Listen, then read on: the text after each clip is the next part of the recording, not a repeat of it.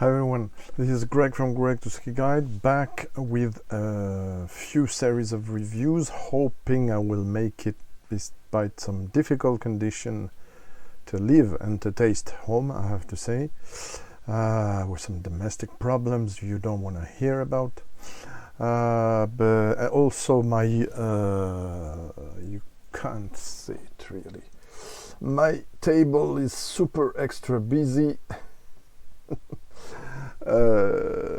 compared to usual, or not necessarily always, but yeah, the 14 whiskies and something else on the table and their boxes, and have to say it's a bit complicated.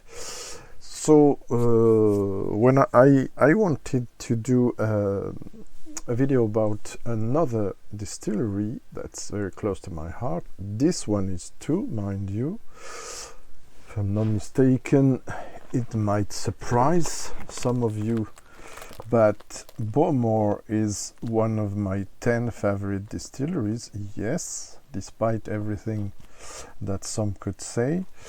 It's number 7 currently, in fact.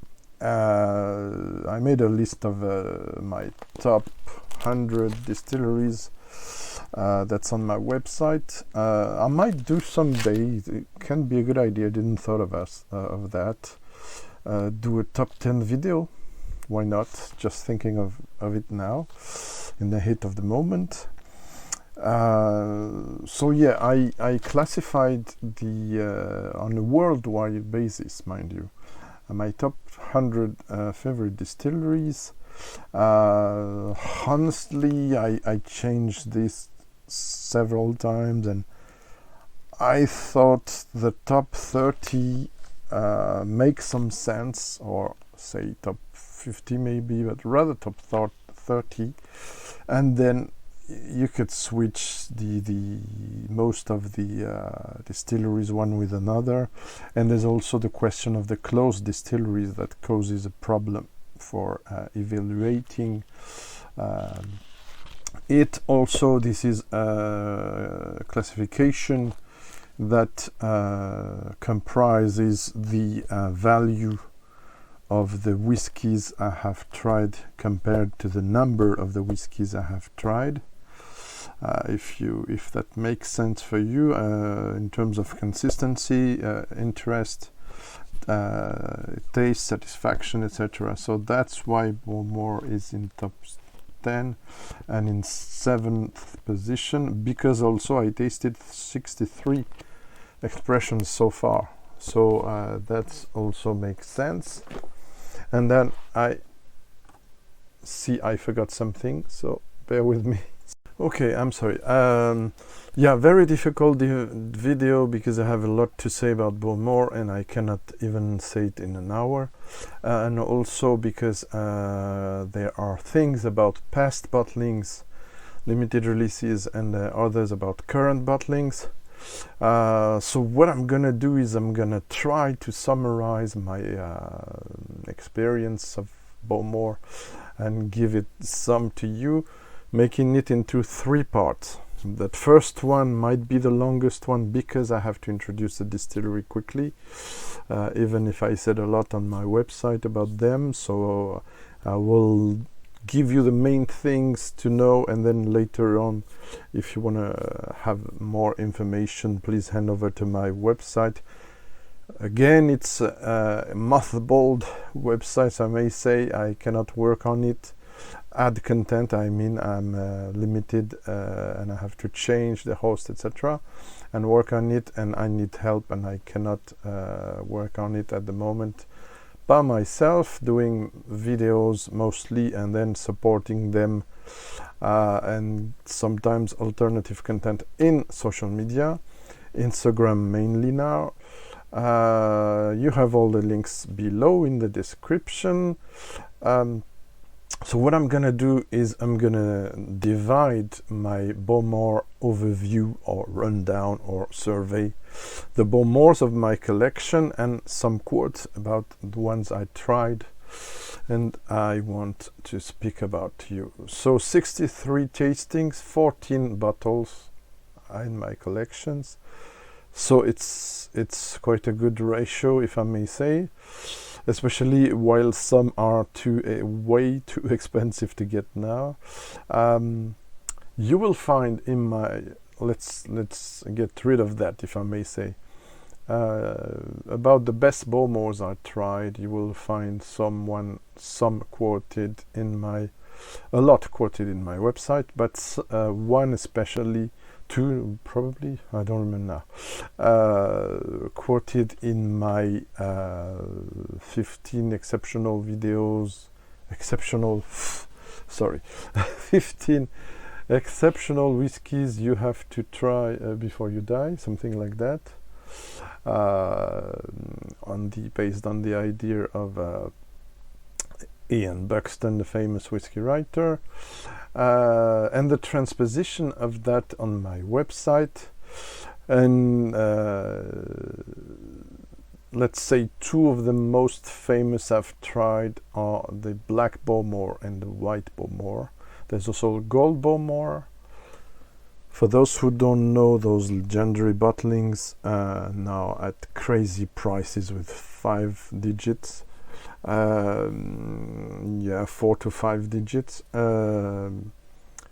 I had the opportunity to try them a while ago. And white Bowmore is basically bourbon based old Bowmore. It's the oldest I've tried, I think, 43 years old.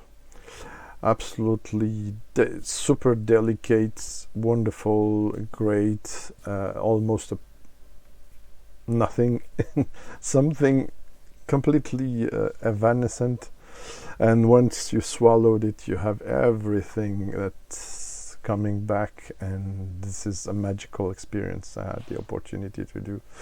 Bowmore White is a 1964 vintage, bottled in 2008. Natural cask strength 42.8, but the one that impressed me the most, and it's very unique, very special style. Some will hate it, some will love it. I love it. It's the black Bowmore that had several releases. The one I tried is the first release, probably the most legendary one. I hope it'll come across well. So yeah, black Bowmore is dark sherry, matured, of course. Whoops, I'm gonna try to make some room. There's everything, there's things everywhere, honestly. So yeah, this is the indie bottlings. It will be for another video. So yeah, black Bowmore, yeah, that are rated 99 out of 100 and beyond any category. The only 1% left is maybe I would have liked to have more oomph despite the 55% ABV. And it was 29 years old. I've also tasted several times the old Sea Dragon, 30 years old. Less legendary in my opinion, way less and less interesting the current 25 years old core range, though I haven't tried recent versions. I'm not super enthusiastic, let's be clear. What else? It's already 8 minutes. It's insane. Yeah, I have to present you the distillery, but let me tell you how it's gonna work. Hoping it makes sense. In this first episode, I'm gonna speak to you about. I'm obliged to mix in order not to do too many tasting at a time. So I'm obliged to mix core range, which I don't have the full core range. I'm not interested in having the full core range, to be honest, except if they're offered to me, but it won't happen. I did had the Legend, which is still currently in the core range, but I don't have it anymore. I didn't want to replace it. Well, it's another story for next episode. There will be 3 videos. First video I will present you 5 whiskies that I will taste for you. We'll speak also about the new make and 2 no age statement currently available, or that were available recently, let's say. In this one I will taste for you a discontinued expression, but it's because it summarizes, in my opinion, some kind of current offer of what I've tried, but pushed a bit further. So it's the 10-year, no, sorry. Yeah, it's not in the order of tasting, I'm sorry. 10 years old Tempest, batch 3. So to showcase the bourbon expression. Now, entry level, controversial, but I don't care. 12 years old of the core range. Yes, a lot of E150A in there. A whole bunch of it. Then I will taste the darkest. The darkest is discontinued, but it's replaced. I was told it's almost the same recipe, or the same recipe. In the current 15 years old, the name have been dropped. But what's complicated, in there are several variations of it with nicknames, so it's hard to follow. Plus, there's also the travel retail. Then this one is discontinued as well, but I saw it on different occasion after it was in the core range, so a bit weird situation. And we will end up with the 18, which is currently in the core range. No, I'm not going to show you the others, but basically, quick spoiler, next episode I will try for you the Mariner, 15 years old, the cask strength, the old cask strength, 14 years old, but it's no age stated. The Dawn, legendary Dawn, 15 years old, port finish. The Lemrig, 15 years old, at 33.7, also limited release, sherry finished. And Maltman's selection in the Craftsman's collection. Was a crazy names because hard to not to confuse the two. 13 years old, 54.6, one of my top bottles of my collection, by the way. And in the last, let's say 3 out of 3 episodes, I might do other reviews, other videos about other distilleries in between, because I don't want to bother everyone with 3 videos in a row with the same theme. But we'll see. I will present you an undisclosed. It's the last episode will be, or the 3rd out of 3rd of 1st. We might speak about Bowmore later on, but I am gonna present you 1, 2, 3, 4 independent bottling releases of Bowmore. Maybe a 5th one in a sample if I manage to find it. We'll see. Yeah, there will be one undisclosed, which I strongly believe this is a Bowmore, but I might be wrong. There will be 10 years old cask strength signature vintage. The 3 last releases, I'm sorry, that would be for France, so it's more an episode for collectors or French audience. Collectors or people who just want to learn about some my opinion on some interesting releases. So 10 years old signature vintage for where is it? Wow, Whisky Life Paris 2013. We will try this. Whoops. By the way, the legendary official bottle is this one I took before, just before. Then they're a bit remote. Then we will see 2 Berry Bross and Rod expressions. A vintage 1994 of 14 years old and a vintage of 1997 of 23 years old. In the retro range, what's the retro range? It's this one. Oh, I'm sorry, I have some lighting issues. Have to change the place, and it's sunny outside, so it's not even better. So it makes things complicated. Apologies for that. Time is insanely running out, so I have to go quick. Short presentation of Bowmore. Am I able to do that? I will try. I will take for that. I will have to pause. I'm sorry, and I will have to rely on my websites, which I'm gonna read a few things and show you a few pictures. So one of the oldest distilleries of Scotland for sure, the oldest from Islay, 1779. So 1779, sorry. I'm losing all my English, it's a shame. Founded by David Simpson in 1779. Then after several takeover from James David Simpson, the founder, James and William Mutter, then Bowmore Distillery Company, an English consortium founded.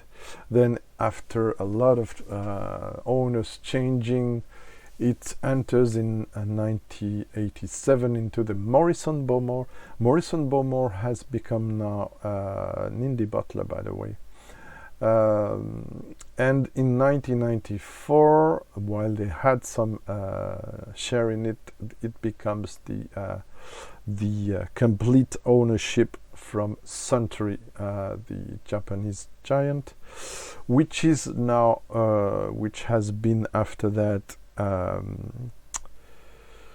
doing business with Jim Beam, and now it's the Beam Suntory Group that owns a lot of distilleries, Scotland, Ireland, United States. So it's a huge group. That's why I don't want to hear about the big four, but the big five. just a little. Yes, what else? Yeah, they have Auchentoshan, Glengarry, but they have I don't want to mistake there. They have Lefroy. Let's go back to the whiskey, the malt whiskey yearbook. Might be easier. Am I still on cam? Yes.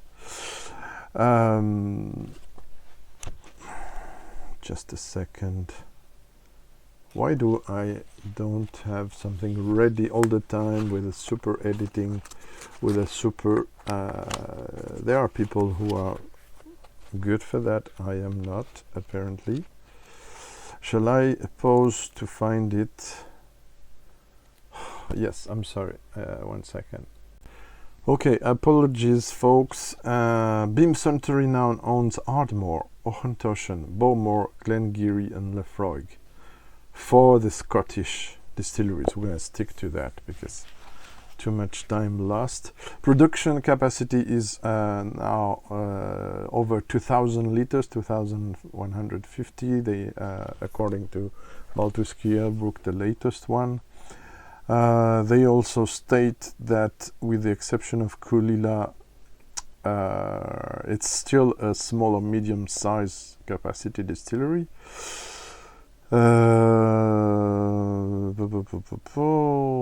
Production decision to increase 6 days a week instead of 5 in 2019.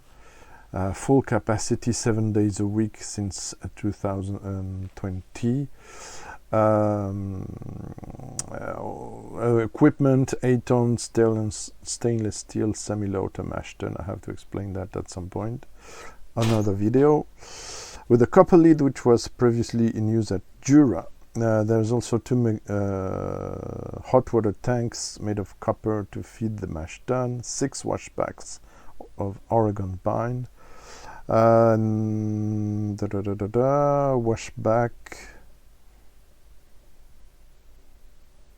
Yeah, there's some complicated things for the way the washback provide the wash tills. Okay. Yeah, says fixed 16 mashes per week in 2021. One of the 3 of the island having their own malt floor malting, but you have to know this is not 100% for 100% of the production, like most of the Scottish distilleries, among the biggest one or the most famous one, and not the new ones. I mean Highland Park, Balvenie and BOWMORE or Lefroy are not like a farm distillery like Kilchoman, so they're not trying to get 100% of their production with floor malting, so they use often Saladin boxes or industrial malting, or they buy the barley which is already malted, or they just they buy it basically because the production is too high. So those distilleries, ex-craft or still a bit craft distilleries, they do that to keep the tradition, but also of course for marketing reasons, to show people they're doing things the old way.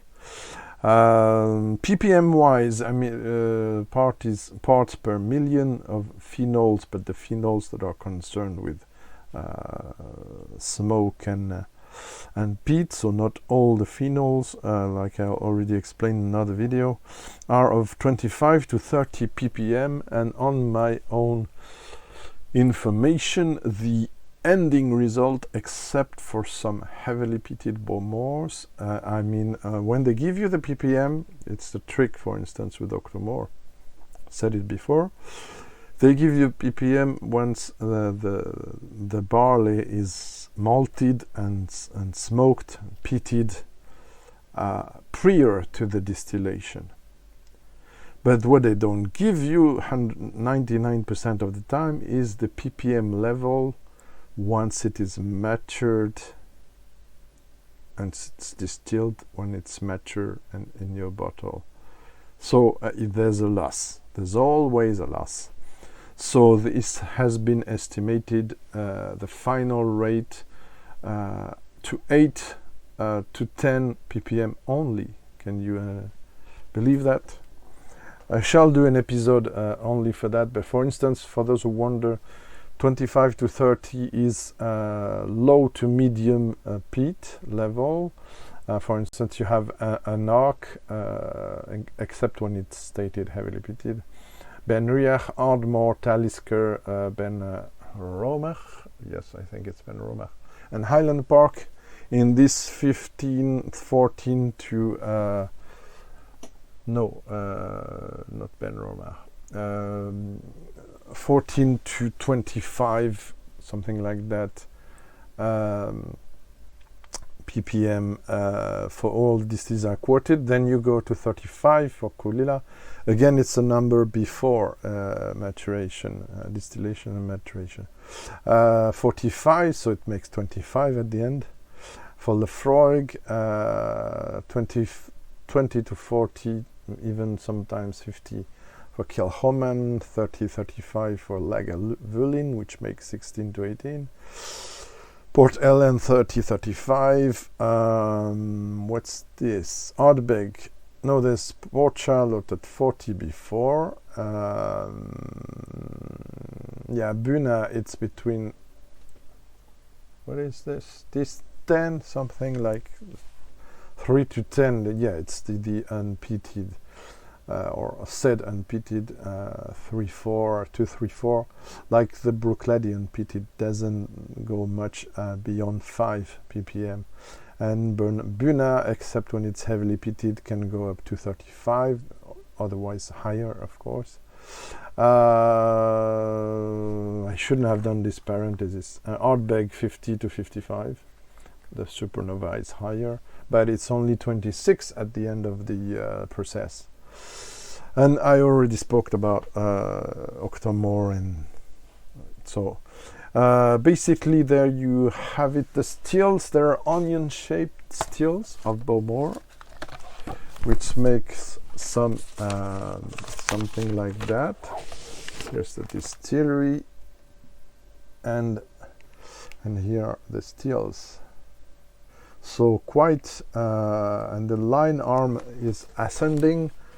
So quite light, but it's still heavy because it's the way it's done, and I don't have the information there, and I forgot to search. Sorry for the fermentation time and the what do they say here? They don't state it. Well, if you want to know about that, 62 hours. Okay. So it's quite in the average. Now there's a lot of distilleries going to 100 hours or more. We're not even talking about the latest Ardbeg at 300 by accident. Haven't tasted it.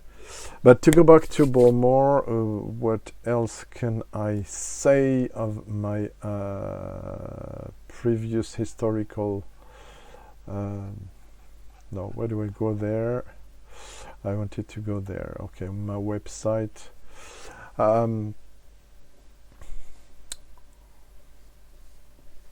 Yeah, the Spirit Safe is one of the oldest from the Scottish industry, and the Vault number 1 I forgot to mention about the Black Bowmore.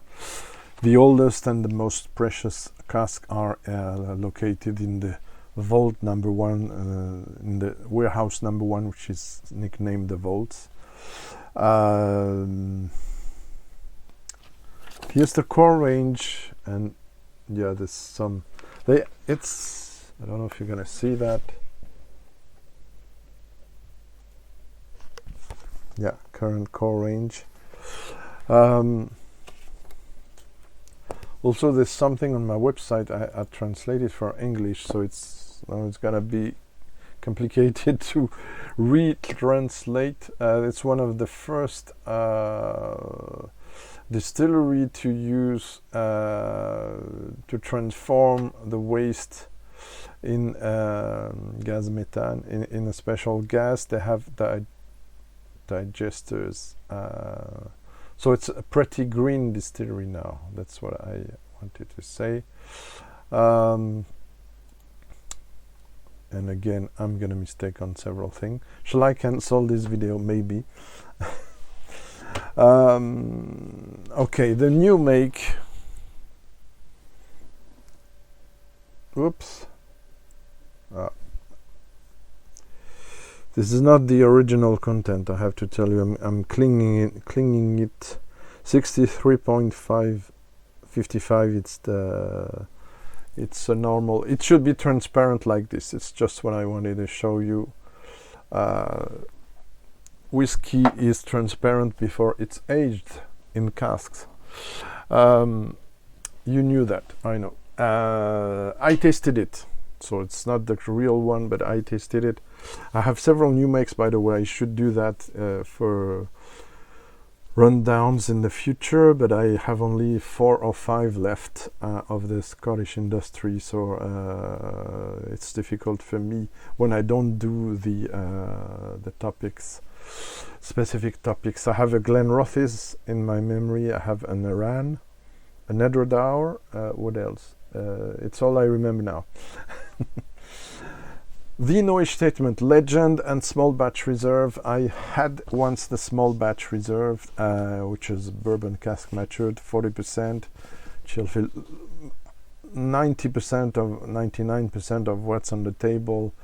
OB wise, official core range or limited releases are, except 1 or 2, are non chill filtered and heavily colored, or medium to heavily colored. You have to know that. It's a pity, but it's the way they do, and not sure it's gonna change. Some releases in interesting limited edition are non-chill filtered. Problem is also the knowledge statement and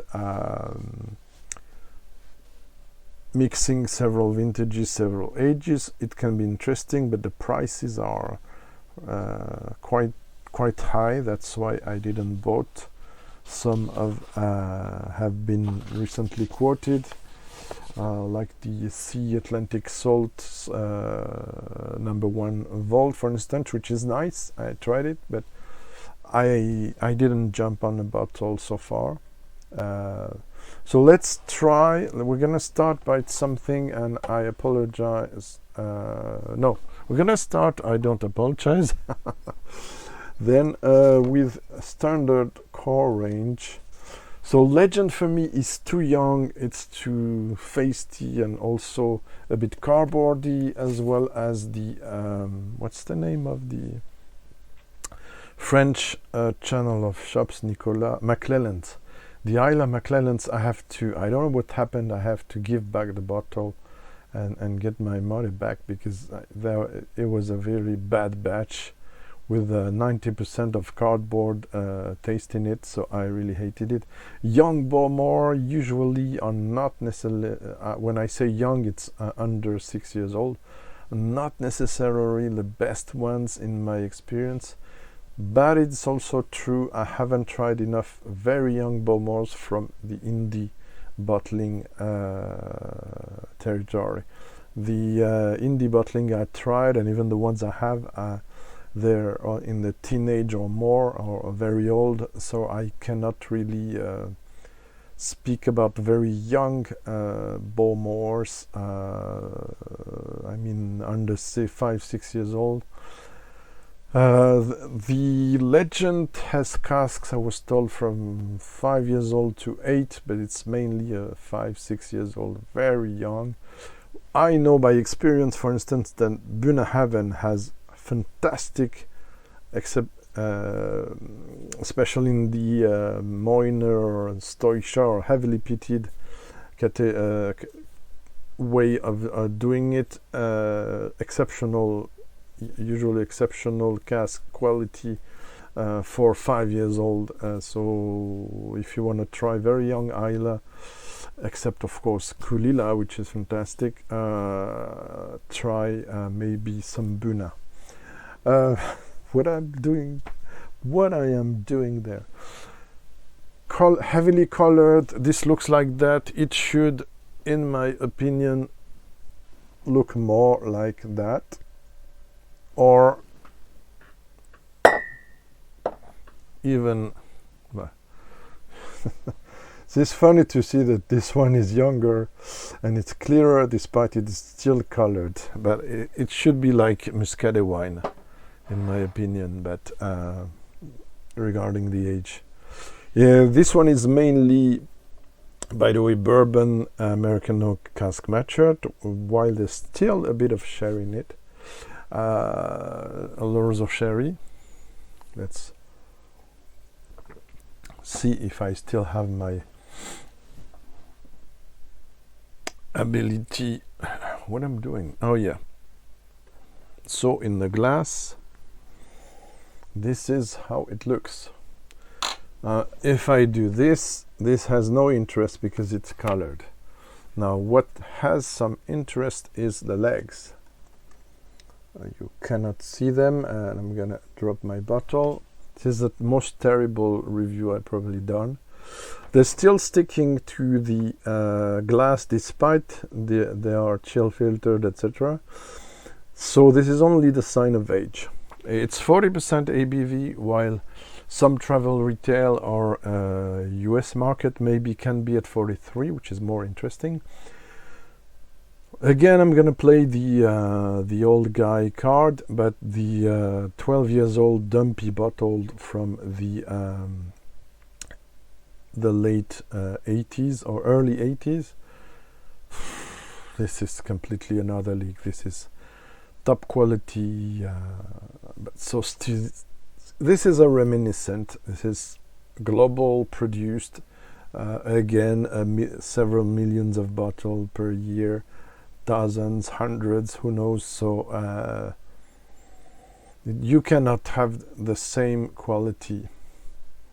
Still, there's something common, a certain harshness, a certain roughness of the a bit earthy peat that also Lefroy has, but minus the hospital bandages, antiseptic stuff, which you call TCP in English. There's less that. It's not medicinal.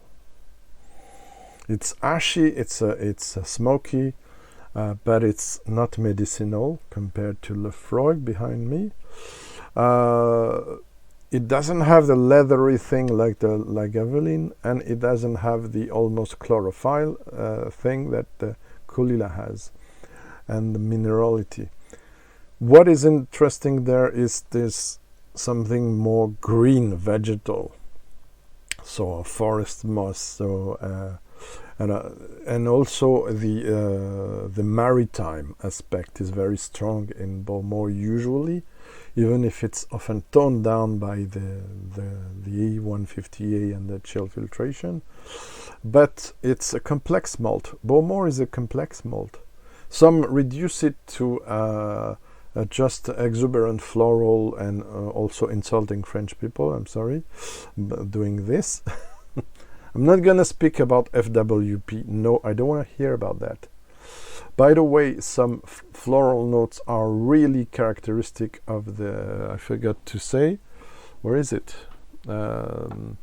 What you have in there that you get in there, basically. You get the floral side of it, lavender, violet, even almost some lilac.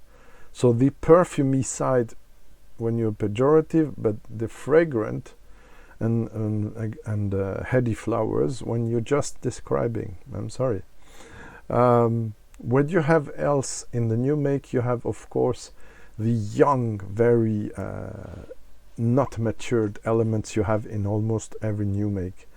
So things like artichokes, asparagus, cabbage, you will always almost get that in Scotch. I'm talking about Scotch. The maritime elements, not so much. They develop with age. The peat is not super extreme. You can barely feel it. But it's very interesting to, if you have the opportunity to visit distilleries and try the new make. It's always very interesting. Please ask to try it neat. And then put a bit of water, so around 60 to 70, because when they propose you the new make at 40, for me it doesn't make sense. It doesn't help to understand enough. Okay, enough ranting. So maritime leather, what did I wrote in there? I'm not even sure I wrote something. I did.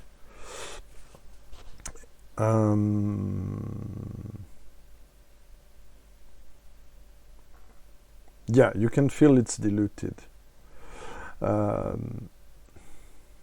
Okay, useless. I didn't wrote too much things. So the maritime elements,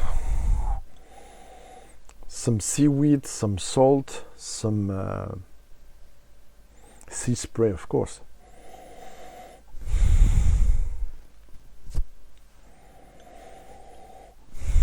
Okay. I hope the tasting will not be completely destroyed by what's happening in my house now, but I'm not sure. That's why I covered everything. Let me reset. Sorry. Oh, and I have also to monitor a delivery at the same time. This is insane.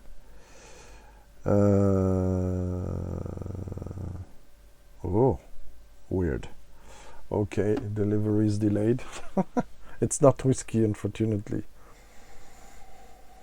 Okay, there's also something very typical of Bowmore. This is the rubbery side, which can put off some people. This is more or less, this is more pronounced now than the bottle is getting very low. I am buying 12 years old from Bowmore for decades, so 2 decades at least. So it did change over time, like everything. I did change also. So let's say, okay, let's go on the palate now. Slangeva.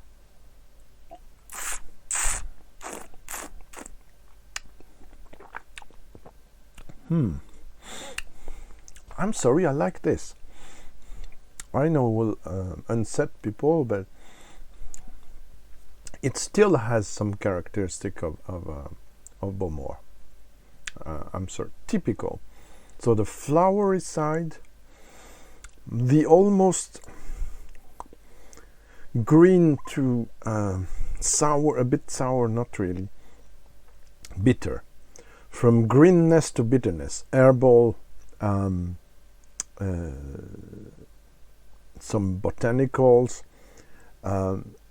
almost some hay. It's not Port Charlotte, okay, but there's some even leathery elements like in Lagavulin,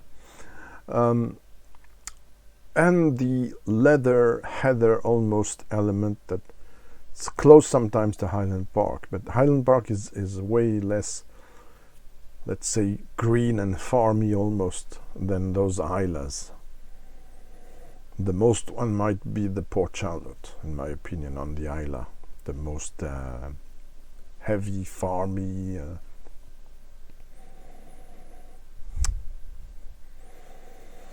Okay, so nice lilac to lilac violet, almost lavender. It's just a wee touches. It's not. Don't believe what they say. Some say. So quite pleasant nose. The palate, of course, it's a bit watery. Okay, it's 40%. I think 43 is mandatory for this one. Then go to indie bottling territory. Try 10 to 15 years old on a good indie bottler, BOWMORE. You will understand what is BOWMORE. Of course, if the cask selection is good, so go to Adelphi, go to Barry Bruss, Gordon MacPhail. Signatory depends. Mine is good, but some are not good. They do often great old bottlings from Signatory. In the past, also Duncan Taylor did bottle tremendous bottlings of, and of course Barry Bruss. I have 2 from Barry Bruss here. One unopened. I'm gonna open for the third episode, and meanwhile I have time to assess it. I didn't want to open it, but while I see my 23 years old getting very low, and I sampled it for several people of the whiskey community, like some of my best whiskies all the time, not all the time, but when I can.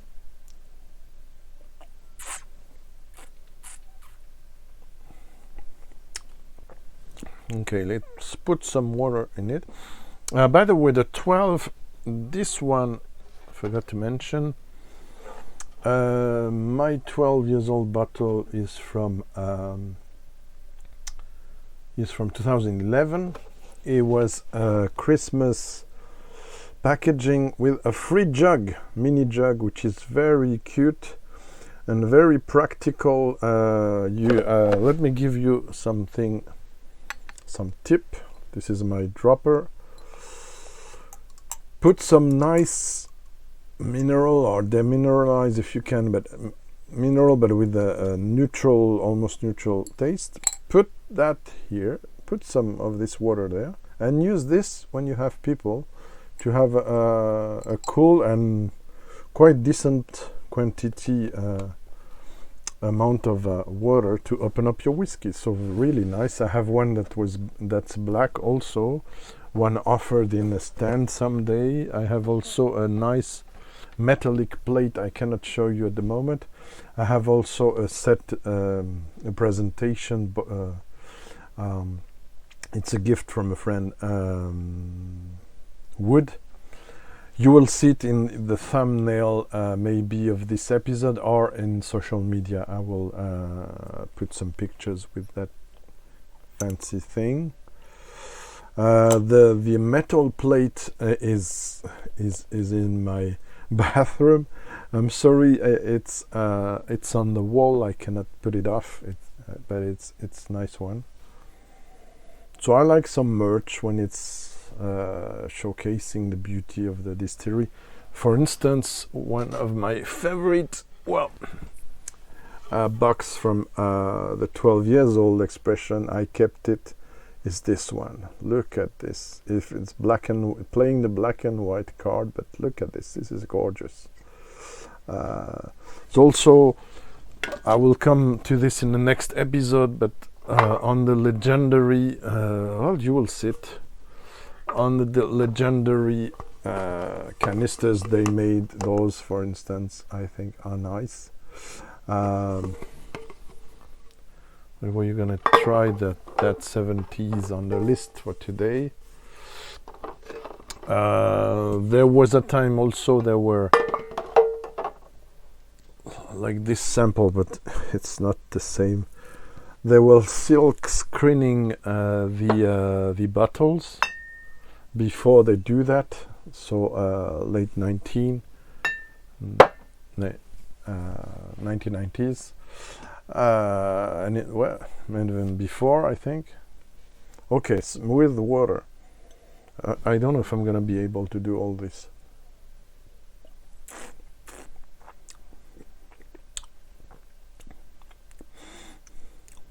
Yeah, there's a, and it's sometimes more in indie bottlings, sometimes more in the official ones. There's some petrol-y side on this, despite it's not coal-fired and it's not Campbelltown. There's a wee petrol-y side that some people might like, others not. Oh, by the way, I wanted to pay tribute, topping my whiskies with the New Dram Drinker YouTube channel. That's almost, I think, they achieved the 1K recently, or they're very close. Unfortunately, for personal reasons, this magnificent channel, Anthony and Nikki, really hats off for all the work done and the spirit. They decided to stop the New Dram Drinker YouTube channel, so there's not deleting it. I was worried about that. To continue the adventure now in certified original Discord group, and which also showcases some live shows, live chats with guests or not, with a beautiful community built over the years. So they will continue doing things, organizing things in certified original, but they have decided to stop the New Dram Drinker YouTube channel. I'm really sorry about that, but I understand. So now I really hope they will have success with what they're doing, and keep up also health-wise. They had some issues. So greetings and congrats, and I commend you for all you done, and really great stuff. Okay, moving on now. That said, I had to do a shout out. These guys. This one, I know you're gonna complain, oh Greg, what you're doing, it's discontinued, etc. Blah, blah. Yes, but it's something that can resonate with the current releases, or even some indie ones. Sorry, and where is it? It's there. There you have it. This is non-chill filtered. That's a good thing about it. The only good thing about it, some will say, no. It's 55.6, so it packs some punch. It's a freshly opened bottle, I have to say, despite its 2011 release, batch 3, cask strength, I guess. It's not written, so not mandatory. Small batch, I think it's less than 50 casks, but I'm not sure. There's no official definition of small batch, especially in Scotland. So, is 2 casks a small batch? This is not true. I don't have the numbers, but I know it's probably less than 100, less than 50 maybe. Okay, so this one is still a bit closed. Why do I put that in there? It's because I love batch 1, batch 2, and this one I tried it before. So this is the naked and a bit more rough on the edges and less on the peat and more on the tannins and heavy oak imparted by the bourbon casks. So you get the ginger and oak, more dryness in there. Doesn't say it's first fill bourbon, though. No, it doesn't say. So with this one, you can focus on the house style, but also vanilla driven and spicy driven distillate with only 10 years. So on the nose, where is it? No. It's a real mess. I have to apologize again. I have a lot of stuff out, and it doesn't help me organize things, especially when I change last minute program and my notes are really scarce, so forget it. There has no interest really to read my notes. The only thing interesting is I'm gonna change the rate or not for this time. I really shall delete this review because I have 3 samples to try.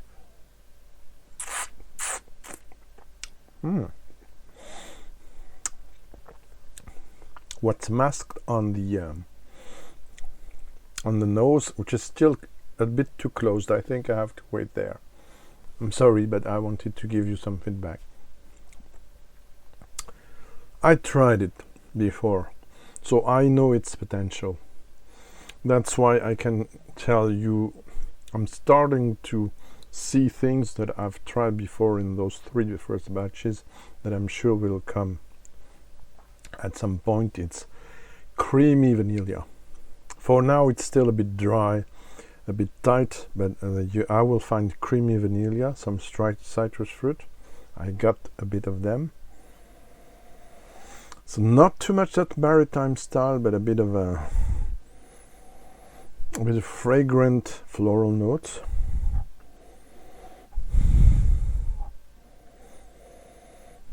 Some herbs and ginger of course, American oak. I suspect there's half of the casks that are first fill though, because you still get some slightly exotic fruit. Bowmore can be super exotic in the 60 vintages when it's not heavily sherried.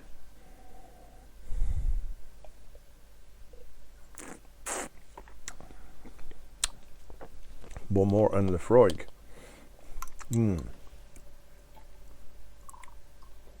Okay. Longest video ever to expect.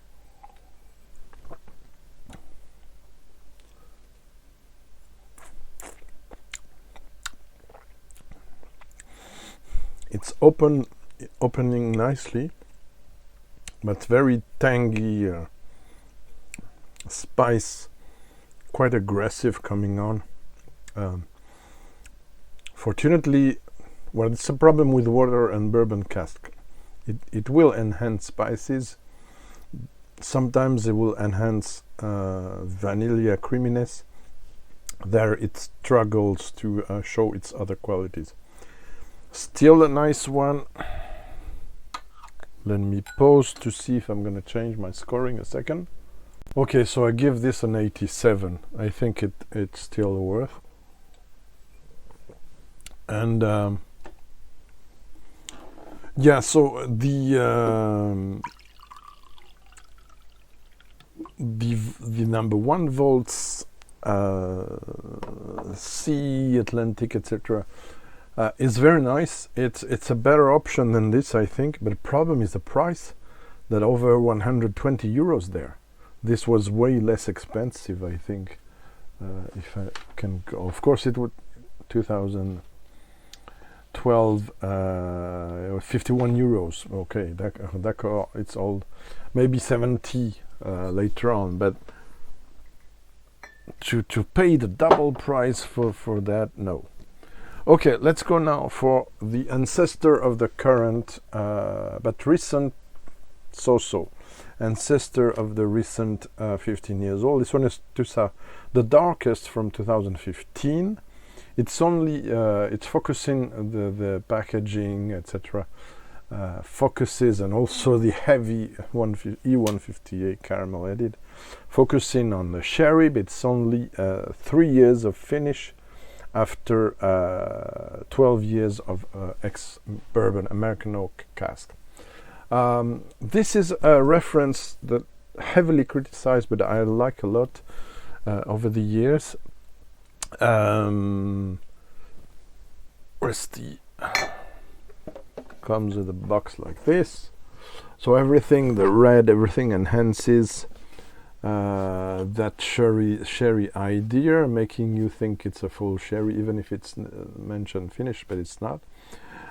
They speak about trickle, dark amber, delicious dark chocolate, sun-dried fruit, wisp of ale smoke, trickle, toffee, cedarwood, sherry tannin. I partly agree. I don't see cedarwood though. This I bought from for maybe 10 years. I still have a bottle in advance. This is one of my favorite malts. I'm sorry. Again, useless except for the legs that stick sometime but then drop. On the nose.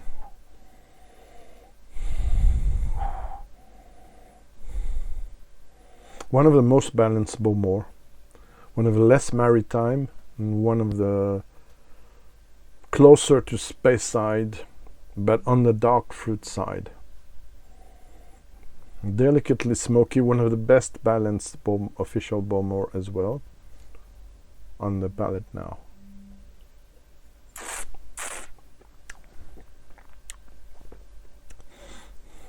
It's delicious. Of course, there are things that are subdued. But, and 43 is frustrating a bit now, but I love how the flavors are melted. I mean, dark chocolate, trickle, some licorice a bit, raisins, dates, figs, dark fruits, yes, also a hint, it's the less flowery, maybe floral Bowmore of the core range, strangely. The Mariner that you will see at the next episode is more has more floral side normally, but this is super well rounded. That's what I like about this one. Even we're getting now to the end of the bottle, which probably will deserve less high score, but I rated this 92, believe me or not. I had it for 15 euros in 2015 supermarket. What did I wrote? So some noble wood, some over-infused black tea, some tobacco, some slightly mentally, some green elements, a bit maritime and not too much. One of the best thing in this is the melting of the smoky notes, delicately smoky, like smoked dark chocolate. Got it.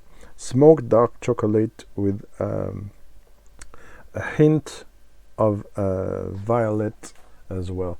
So it's a very weird combo for some, but I think it's very interesting. At least the bottles I had, and especially the first ones I had some years ago.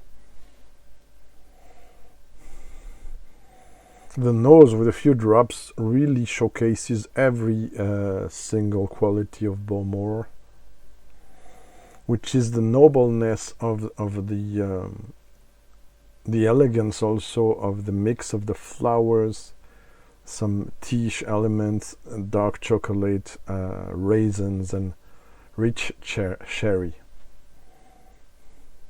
It's not a sherry monster. This is the only thing you have to say. It's not a sherry monster, but it's a beautiful combination of bourbon and sherry cask.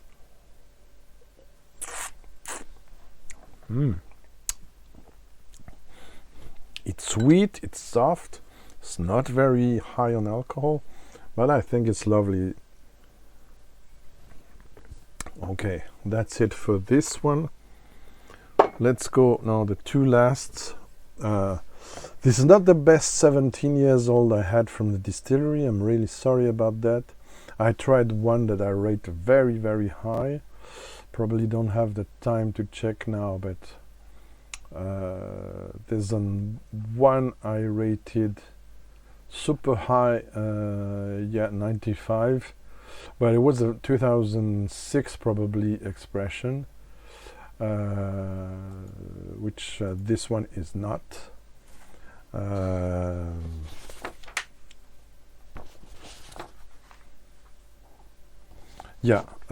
I struggle to find the exact date on this one, I have to say. We only know it's before the big rebranding. Let me check out.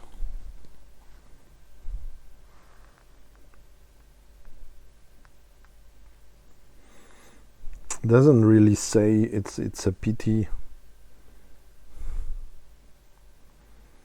I think it's around 2007 or 10 where they rebranded all to go from this to this, and they squared a bit the bottle, which I don't like. They make it more modern and cold, let me tell you. The famous seagulls are not there anymore. So yeah, the 17, and then we're gonna finish with the 18, which was not my favorite at all, but it's getting better as long as it goes down the bottle. 17 is a mix of cask again, American oak, European oak, bourbon and sherry. They're all colored. What can I say? The legs are sticking way less, which is very strange because there's some age. The problem with this one is, my guess, and this might be the evidence, is the heavy chill filtering on this one. Seems to be higher than on the 15. Different take, more tiche and a bit more maritime than the 15 on the nose.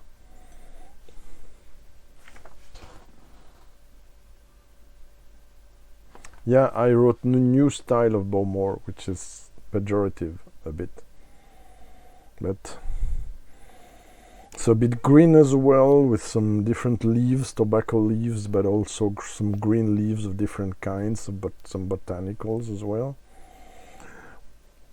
Not your typical Bowmore.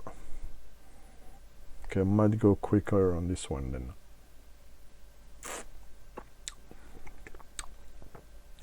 It struggled to open up. Okay, there's something I have to tell you in this one that's way more pronounced in the indie bottling, because they are all single cask or all partly single cask, partly small batches.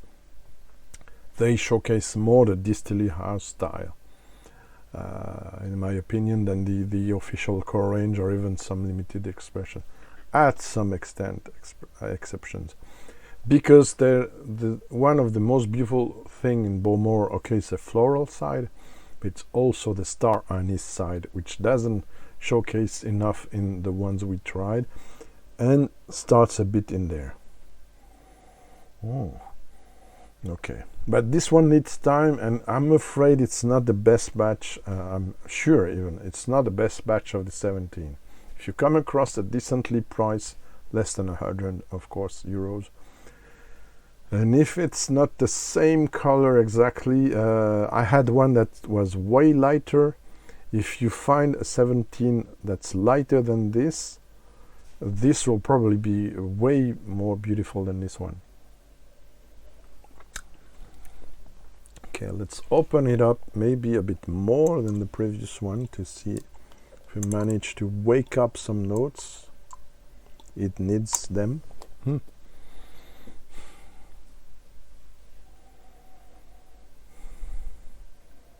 And next episode I will talk to you about some legendary bottlings, especially around the 40-15 years old category, and with often better ABVs.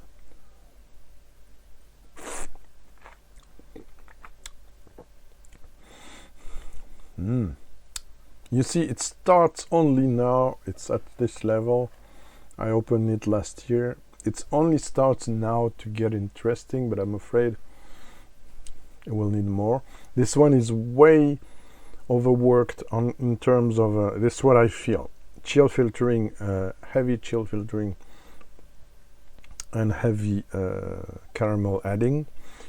It's really a pity because there are often great things on the 17 years old Bowmores of yesteryear, let's say. Okay, we're gonna be around an hour, but I knew that. 18 years old, with the 25 years old is one of my least favorite of the distillery core range, I have to say. We discussed this recently with I don't remember who, but another YouTuber, and I told him that it's only until the gold line that I started to enjoy this. It was too tight, too close. At the first half, it was not interesting for me. So I rated it very poorly. Before I started, no, it's not this one, which is the best one ever. I forgot to bring it up. Okay, never mind.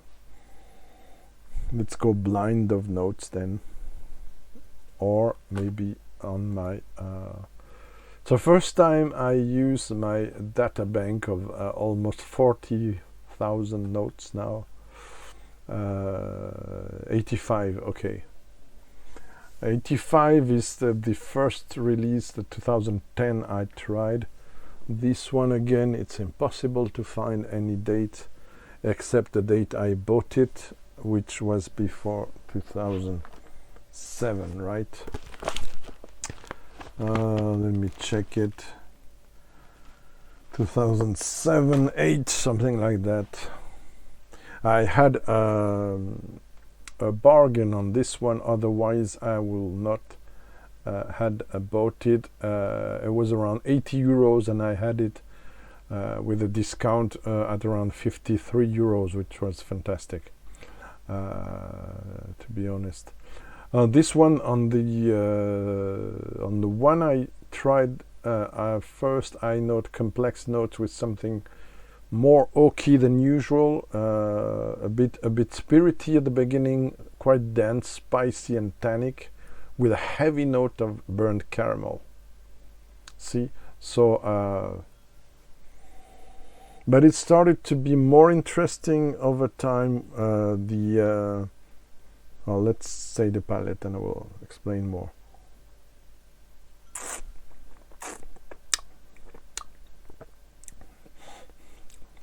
This one is just 43. This is the point now where it gets more interesting. It's too watery, clearly. Too watery. It feels like 40 while it's 43. I thought this one should be bottled at 48. I like this ABV. Or 46. It's 48 is what I chose for my blend of cask. Okay, but it's single malt French whiskey I did blend. It's a good compromise. 48 depends for which whiskies, but it's too watery. It's super peaty. I did pump the air out, but normally because I tried other batches, I should have more roasted coffee, violet, honey, miel, and I forgot.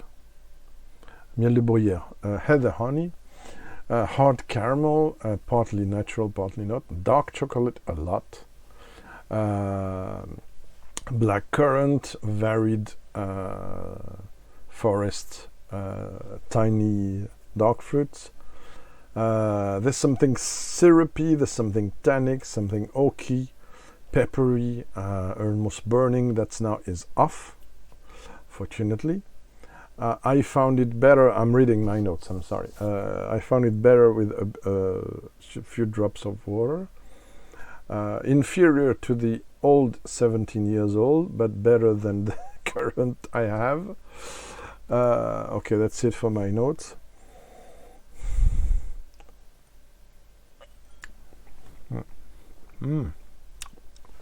Like I said, too watery, losing a bit of its flavors, but gaining a bit more charm. Still, I'm sorry, I tried some Adelphi's, some even Signatory, but mostly Adelphi's, Duncan Taylor, Douglas Lang, indie bottlings of 14, 15 years old that were way superior to everything that's not on the table, but on this set today. It's a problem with big brands owned by big companies that they tend to sanitize their stuff a lot. By sanitizing, I mean adulterate, édulcorer en français, make it more common, more commercial, make it more bland, because castor thingy, basically. Okay, it's not so bad. I'm not enjoying it a lot. I will not replace it. I will not replace, even if there was another 17. There's one on travel retail. I'm not buying any new Bowmore unless I tried it before. Et voilà. Okay, that's it. It's too long. Next episode, I will rely more on sending you to this one and to my notes. So I will stick to tasting. So, or should be, I hope, less long. Thanks for sticking there. Please don't forget to like, subscribe if not made. Like and leave a comment. It helps a lot to be referenced on YouTube. Even if you don't like, please add a comment. Because I see way too much difference between people watching and leaving nice comments and the number of likes. So please. Otherwise, tell me it's crap and I won't be too much offended. Bye bye. See you.